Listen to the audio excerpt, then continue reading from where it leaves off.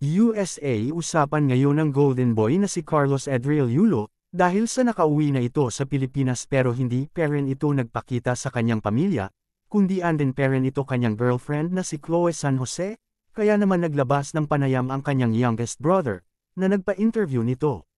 Sabi pa ng ibang netizens na mukhang pinili na ni Kaloy di Chloe Angeles San Jose, sa bagong update post ng kanyang ina na si Angelica Yulo ay mukhang wala ito si Kaloy kundi ang kanyang ama lamang at ina. So sad, mas pinili pa pala ni Kaloy ang kanyang girlfriend, kaysa kanyang ina na naghihintay lalo na ang kanyang lolo, ano kaya nasa desisyon ni Carlos Yulo. Lalo na ngayon nadadamay na din ang kanyang mga kapatid na umiiyak habang sa panayam sa isang reporter nito, nakakalungkot isipin na mas pinili niya ito, ano masasabi niyo dito mga kaganap? Matapos ang ilang araw na pananahimik, aktibo na muli sa social media ang ina ni Carlos Yulo na si Angelica Yulo. Mahalaga ito para sa kanyang dati ng negosyong may pangalang Yulo's Food Haven by Angelica Yulo.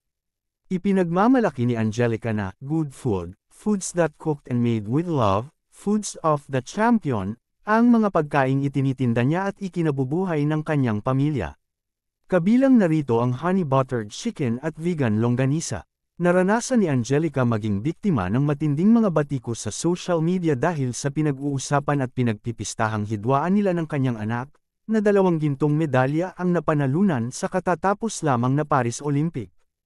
Nakaranas man ng masasakit na salita at paratang si Angelica, nagkaroon ito ng positibong epekto dahil mula sa 12,000 followers noong ika-4 ng Agosto taong 2024, mayroon ng 44,000 na taga-subaybay sa kasalukuyan ang official Facebook page ng ina ni Carlos.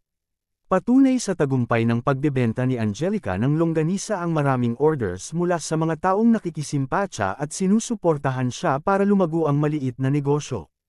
Tila pahiwatig at sagot din ito sa kanyang detractors na kayang-kaya niyang tumayo sa sariling mga paa at hindi aasa ang pamilya nila sa mga milyon-milyong pabuyang natanggap ni Carlos. Nauna nang sumakay sa gondola at naglayag sa Grand Canal ng Venice Mall si Carlos at si Gymnastics Association of the Philippines President Cynthia Carrion noong ika-14 ng Agosto.